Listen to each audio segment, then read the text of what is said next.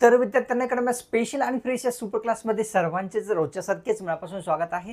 Super क्लासमध्ये आज देखील आपण ठाणे महानगरपालिका असो किंवा कल्याण डोंबिवली महानगरपालिका असो या दोन्ही भरतीसाठी उपयुक्त असणारे जनरल नॉलेज कव्हर करणार आहोत। तसेच या दोन्ही भरतीसाठी विद्यार्थ्यांनो आपण काय केलेले आहे 560 पेजेसचे एक पीडीएफ तयार केलेले आहे।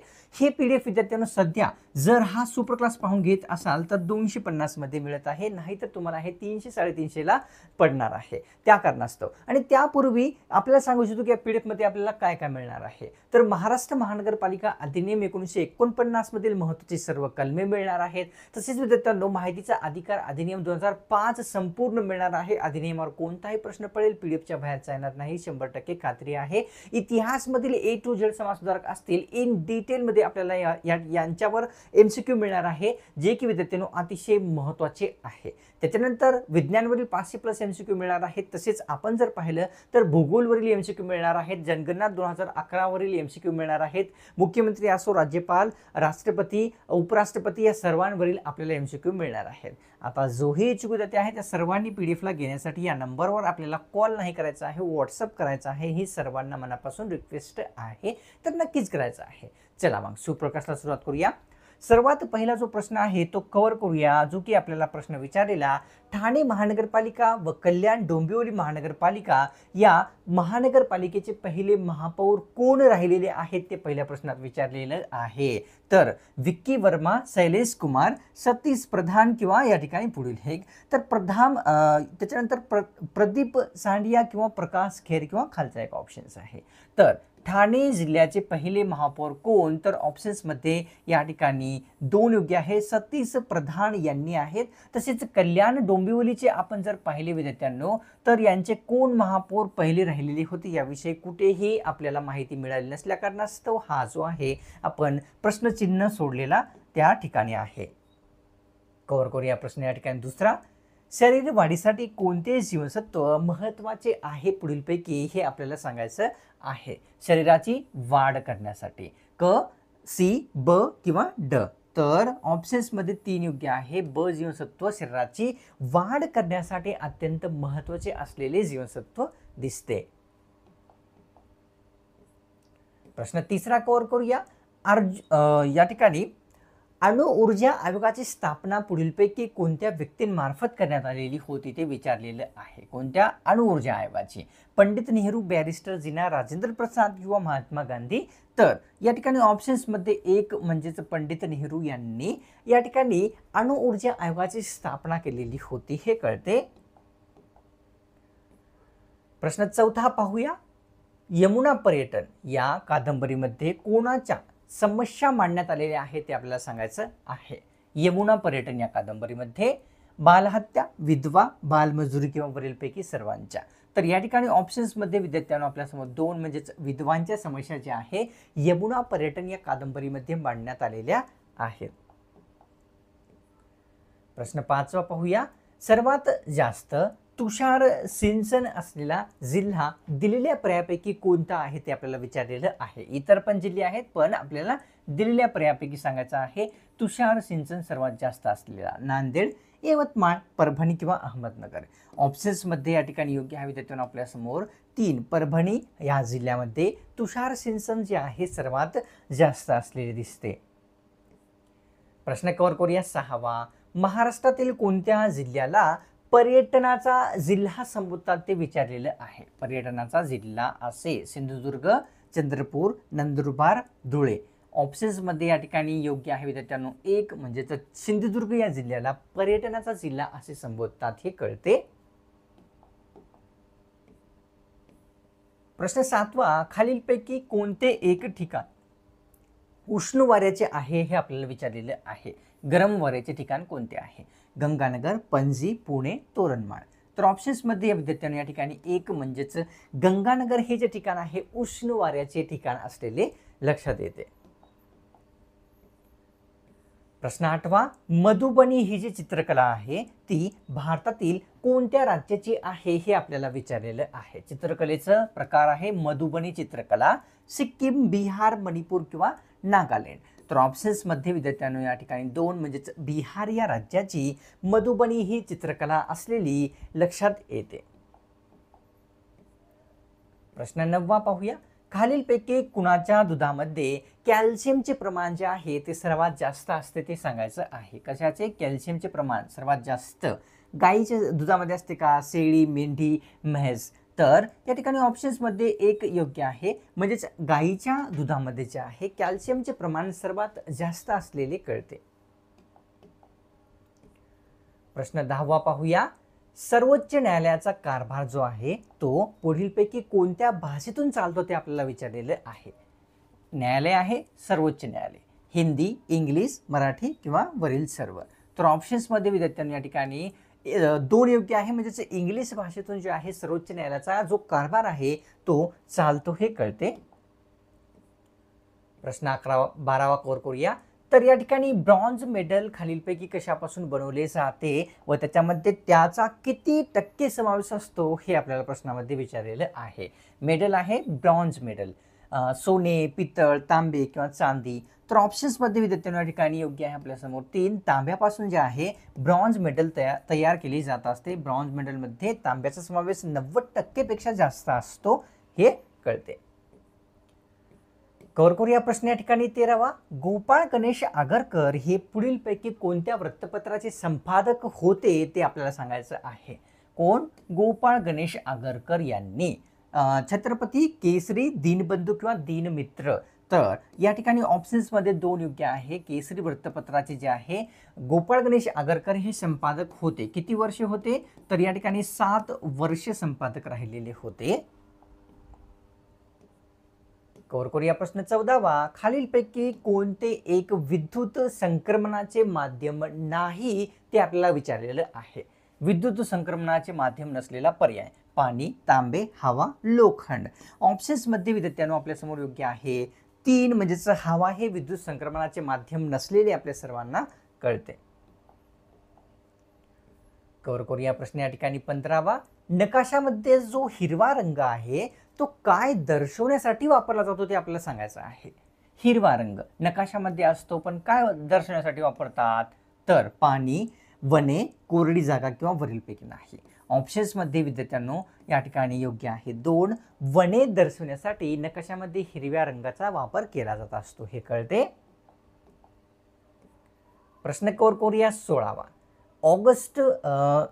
ऑगस्ट 1994 या दिवशी भारतामध्ये कशाची सेवा सुरू झालेली होती ते आपल्याला सांगायचं आहे.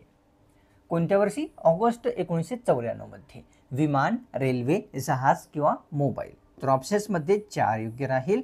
मोबाईलची सुरुवात जी आहे ती 1994 मध्ये झालेली भारतामध्ये कळते. प्रश्न 17वा असा आहे. तर संविधान सभेमध्ये एकूण किती महिलांचा समावेश होतो ते आपल्याला विचारलेलं आहे. आपण हा प्रश्न कव्हर केलेला देखील आहे. किती महिला होत्या संविधान सभेमध्ये? 15, 20, 30 किंवा 11. तर ऑप्शन्समध्ये या ठिकाणी एक योग्य आहे. संविधान सभेमध्ये एकूण 15 महिलांचा समावेश होता हे कळते. कव्हर करूया प्रश्न 18वा. पानिपतचे सर्वात पहिले युद्ध जे आहे ते वर्ष विचारलेली आहे की कोणते आहे ज्या वर्षी पानिपतचे सर्वात पहिले युद्ध घडून आलेले होते.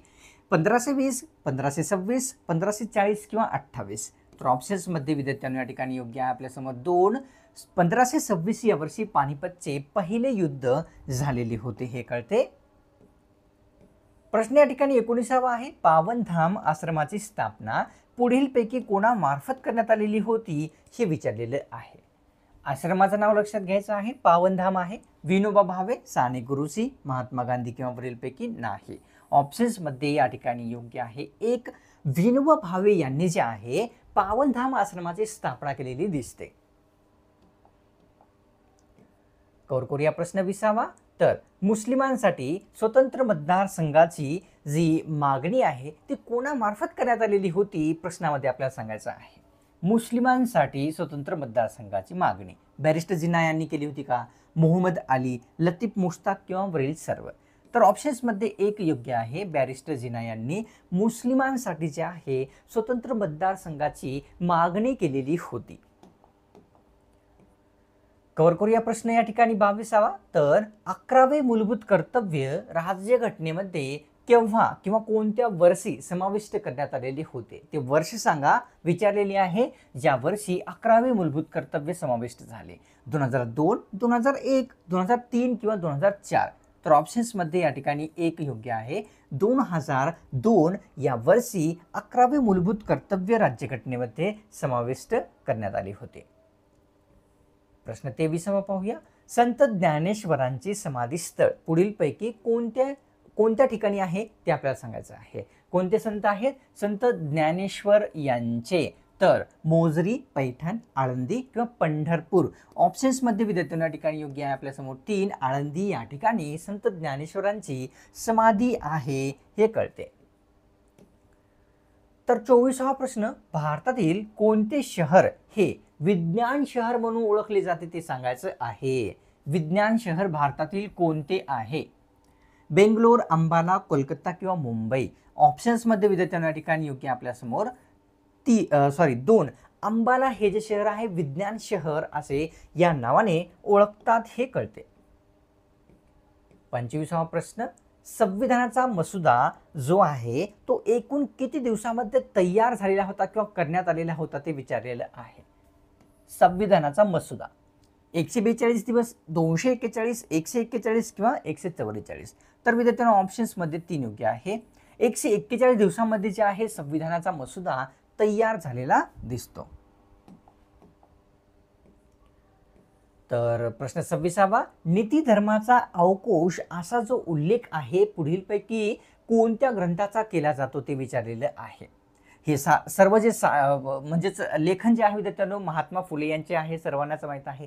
विचारलेलं नीती धर्माचा अवकोश असा उल्लेख यापैकी कोणाचा केला जात असतो? शेतकऱ्यांचा असूड, सत्सार, वरील दोन्ही किंवा सार्वजनिक सत्यधर्म.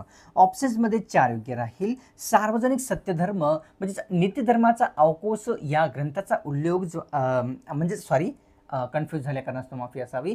या ठिकाणी सार्वजनिक सत्यधर्म या ग्रंथाचा उल्लेख नीती धर्माचा अवकोश असा देखील केला जात असतो.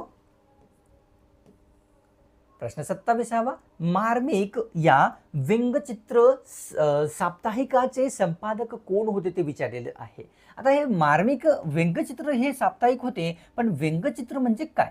तर अशा प्रकारचे चित्र या वृत्तपत्रामध्ये छापले जायचे जे की म्हणजेच असा पूर्ण जो चेहरा आहे तो मोठा राहायचा, नाक मोठा राहायचा किंवा तोंड मोठे राहायचे, याला व्यंगचित्र म्हणतात. तर कोण होते संपादक? राज ठाकरे, बाळासाहेब ठाकरे, उद्धव ठाकरे किंवा वरील नाही. तर मार्मिक या व्यंगचित्र साप्ताहिकाचे संपादक बाळासाहेब ठाकरे यांनी होते हे कळते. प्रश्न 28वा, महात्मा फुले यांच्या कार्यावर सतत टीका करणारे वृत्तपत्र पुढीलपैकी कोणते आहे जे की महात्मा फुले यांच्या कार्यावर सतत टीका करत राहत? तर निबंधमाला, साहित्य दीपिका, ज्ञानप्रकाश किंवा सोबत पत्रिका. तर ऑप्शन्समध्ये या ठिकाणी एक म्हणजेच निबंधमाला हे वृत्तपत्र सतत टीका करत राहत कोणाच्या? तर महात्मा फुले यांच्या कार्यावर. प्रश्न 29वा कव्हर करूया. मानवी शरीरातील हेमोग्लोबिन कमी होणे म्हणजेच पुढीलपैकी कोणता रोग होणे आहे हे सांगायचं आहे. काय कमी होणे? हेमोग्लोबिन. कर्करोग, निमोनिया, एनिमिया किंवा रक्ताशय. शरीरातील हेमोग्लोबिन कमी होणे म्हणजेच काय असते? तर रक्ताशय असते हे कळते. प्रश्न 30वा पाहूया. तर विनायक दामोदर सावरकर यांचा जो जन्म आहे पुढीलपैकी कोणत्या ठिकाणी झालेला होता ते आपल्याला विचारलेलं आहे. कोण आहेत या ठिकाणी? विनायक दामोदर सावरकर यांचा. कागल, भगूर, जांब, जालना. तर ऑप्शन्समध्ये विद्यार्थ्यांना या ठिकाणी योग्य आपल्यासमोर 2 भगूर येथे विनायक दामोदर सावरकर यांचा जो जन्म आहे तो झालेला होता. अतिशय महत्त्वाची सूचना पुन्हा एकदा रिमाइंडर म्हणू शकता. ठाणे महानगरपालिका असो किंवा कल्याण डोंबिवली महानगरपालिका असो, या दोन्ही भरतीसाठी आपण 560 पेजेसचे PDF तयार केलेले आहे. हे PDF जर हा सुपर क्लास पाहून घेत असाल 250 मध्ये मिळत आहे. इतर सुपर क्लास पाहून घेसाल तर आपल्याला हे 300ला पडेल. तर इच्छुक विद्यार्थी जोही आहे तो घेण्यापूर्वी आपण जाणून घ्या की या PDF मध्ये आपल्याला काय मिळणार आहे. माहितीचा अधिकार अधिनियम 2005 संपूर्ण, तसेच महाराष्ट्र महानगरपालिका अधिनियम 1949 मधील महत्त्वाची कलमे, इतिहासमधील A to Z समाजसुधारक असतील त्यांच्यावर इन डिटेल MCQ मिळणार आहे. विज्ञानवरील 500+ MCQ मिळणार आहे. भूगोलवरील MCQ मिळणार आहे. अर्थशास्त्र असो त्यावरील, जनगणना 2011 वरील MCQ मिळणार आहे. आता इच्छुक विद्यार्थी तुम्ही जर असाल PDF ला घेण्यासाठी या नंबरवर आपल्याला कॉल नाही करायचा आहे, व्हॉट्सअप करायचा आहे. चॅनलवर तुम्ही नवीन आला असाल तर सबस्क्राईब करण्याची तुमच्या सर्वांना एक रिक्वेस्ट आहे. सबस्क्राईब करणे एकदम फ्री असते, कोणताही शुल्क लागत नसतो. एक लाईक करून तुमच्यातर्फे थोडासा जो प्रोत्साहन आहे तो आपल्या या चॅनलच्या या सुपर क्लासला किंवा मलाही म्हटले तरीही चालेल नक्कीच द्यायचा असतो. चला मग भेटूया पुढच्या एका स्पेशल आणि फ्रेश सुपर क्लासमध्ये.